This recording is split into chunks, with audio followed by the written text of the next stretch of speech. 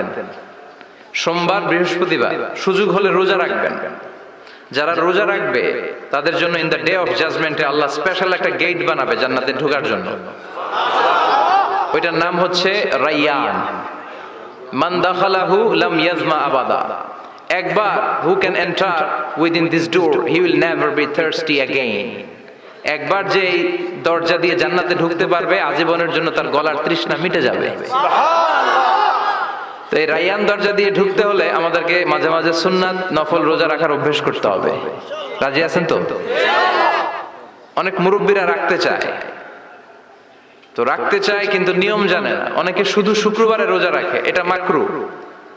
শুধু শুক্রবারে রোজা রাখা মাকরু, শুধু শনিবারে রোজা রাখা মাকরু। সুন্নাহ হচ্ছে সোম আর বৃহস্পতিবার।